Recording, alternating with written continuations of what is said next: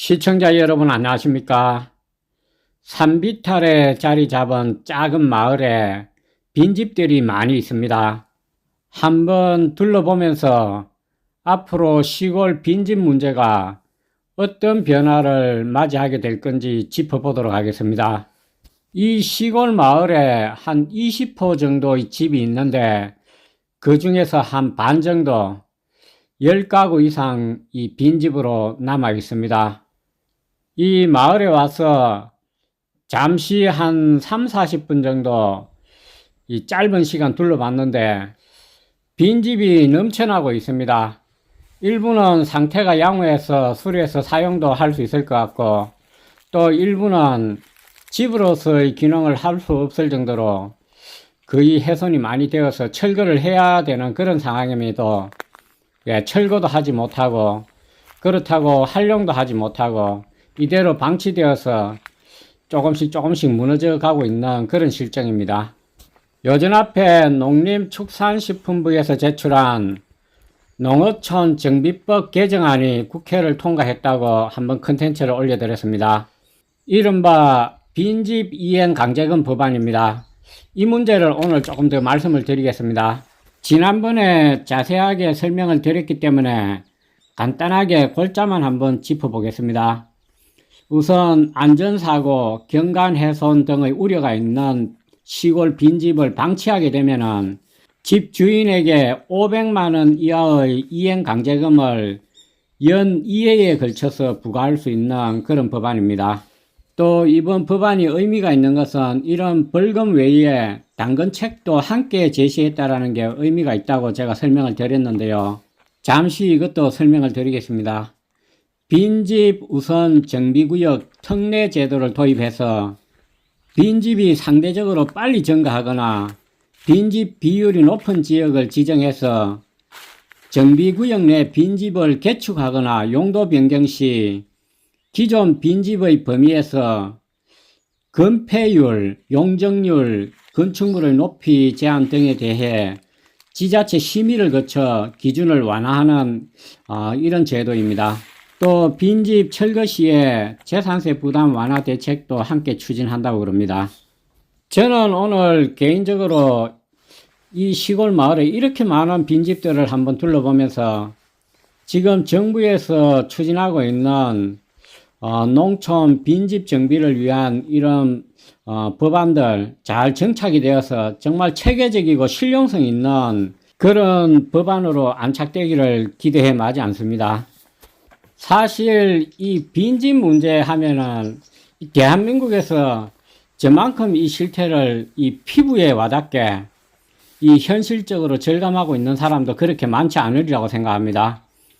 지난 3년 동안 이 서부 경남 지리산 주변으로 다니면서 정말 이 수천 채의 제가 빈집을 이 폐가를 비롯해서 비어있는 빈집을 둘러보았다고 생각합니다. 또 빈집을 둘러볼 때마다 마을 주민들을, 마을 어르신들을 만나서 빈집에 대한 얘기도 아마 저만큼 많이 한 사람도 별로 없다고 생각합니다. 물론 이번 법안을 준비한 이 공무원들께서도 이 실태를 잘 알고 계시리라고 저는 생각하지만 제가 걱정하는 부분이 몇 가지가 있습니다. 우선 이런 빈집을 한번 둘러보시면은 실제로 명의가 없는 사람들이 상당히 많이 있습니다. 시골에 다니다 보면은 지상권 주택이라는 표현을 우리가 씁니다. 이런 집들은 등기에 등록이 되어 있지도 않고 건축물 대장도 없는 경우가 허다히 있습니다. 그리고 이런 지상권 주택이라고 하는 이런 집들이 다른 사람 땅에 지어져 있는 경우도 많겠거니와 또 개인이 팔고 싶어도 팔 수도 없는 이 문중 땅이나 또 조상으로부터 내려오는 이 종중 땅에 지어진 집들도 상당히 많이 있습니다. 또 하나 어떤 문제가 있느냐 하면은 개인 땅에 이 등기가 되어 있는 집이라고 하더라도 어르신들이 사실 때는 별 문제가 없다가 할아버지 할머니 이 두 분 다 돌아가시게 되면은 문제가 되는 경우가 상당히 많습니다. 이렇게 되면은 시골에 있는 이런 집들이 이 금액이 얼마 안 하다 보니까 이 자녀들이 별로 신경을 쓰지 않고 있는 경우가 많습니다. 또 예전에는 자녀들을 많이 낳는 경우가 많았기 때문에 이 권리의 주체를 파악하기가 쉽지 않는 게 또 현실입니다.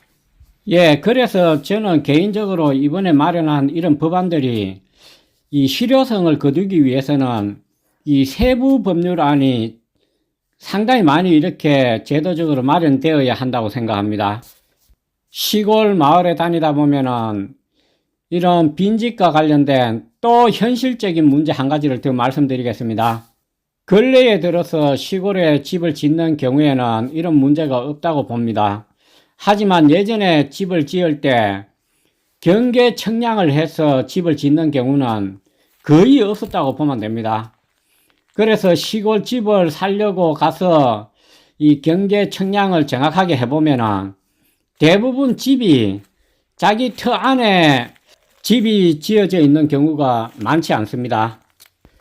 특히 이 집성촌 마을을 이루고 있는 이런 마을에 가면은 예전에 집을 지을 때 대충 눈대중으로 마을 사람들이 대부분 집안 사람들이고 친척이고 아재고 사촌이기 때문에 이웃의 땅 주인에게 구두로 양해를 구하고 집을 짓는 경우가 상당히 많이 있습니다. 지금 우리 시골 농촌 마을, 어촌 마을에 엄연히 존재하고 있는 이런 현실적인 문제들을 염두에 두고 이런 법안들이 마련되었는지 좀 의심스럽기도 합니다. 따라서 시골 마을에 가서 어르신들을 이렇게 한번 만나 뵈면은 빈집이 방치되고 있는 같은 마을에 한평생을 살고 있는 어르신들조차도 빈집에 누가 살았고 언제부터 비어져 있다라는 정도는 알고 있지만 빈집과 관련된 후손들이 어디에 살고 있고 연락처를 알고 있는 어르신들은 많지 않습니다. 또 빈집 권리와 관련된 사람이 빈집이 있는 마을에 살고 있으면서 빈집을 팔고 싶어 하더라도 앞서 제가 설명드린 이런 문제 때문에 빈집을 팔 수 없는 그런 경우도 상당히 많이 있습니다. 지금 이 집은 양옥인데요. 주변에 이 사람이 살지 않아서 풀이 많이 우거져서 그렇지 이런 집은 좀 수리하고 정리를 하면 사람이 살 수도 있을 것 같습니다. 오늘 이 작은 마을 잠시 이렇게 둘러보았는데 비어있는 집을 10채도 넘게 발견을 했습니다. 상태가 좀 양호한 것도 있고 폐가 수준으로 당장 이렇게 철거를 요하는 그런 집 컨디션을 가지고 있는 집도 많이 있습니다. 오늘 이 마을을 쭉 둘러보면서 농촌에 방치되고 있는 이런 빈집들을 보니까 한편으로 마음도 무겁기까지 합니다. 저는 이번에 마련된 이 법안들 단순히 시골에 빈집을 방치하면은 연 2회까지 500만원 이하로 벌금을 맞을 수 있다라는 이런 공포심을 조장할 것이 아니라 시골에 빈집이 방치될 수밖에 없는 오늘 말씀드린 것을 포함해서 또 다른 속사정이 있지 않나 이 부분도 한번 살펴봐야 할 것입니다.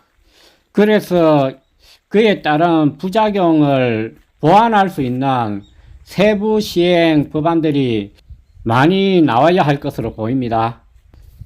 그래서 시골에 빈집을 보유하고 있는 주인들에게 계속해서 방치하면 500만원 이상의 벌금을 물린다라는 이런 압박보다도 자발적으로 공익적인 측면에서 시골 빈집 정비 계획에 참여할 수 있도록 유도하는 것이 바람직하다고 보입니다.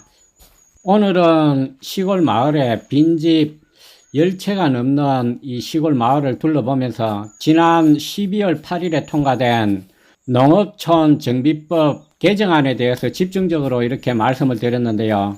사실 저는 시골 빈집을 효율적으로 해결하기 위해서 물론 이런 제도도 필요하겠지만 근본적으로 이 시골에 대한 인식이 바뀌어야 된다고 생각합니다. 그래서 근본적인 문제를 해결하기 위해서는 역시 도농 간 여러 가지 격차를 해소하기 위한 노력이 지속적으로 따라야 한다. 그래야만이 정부에서 추진하고 있는 2027년까지 시골 빈집 반으로 줄이기 목표를 원활하게 달성할 수도 있고 또 그에 따른 부작용도 최소화할 수 있다고 생각합니다. 그래서 저는 많은 젊은 사람들이 시골에 관심을 가져줄 것을 당부드리고 싶습니다.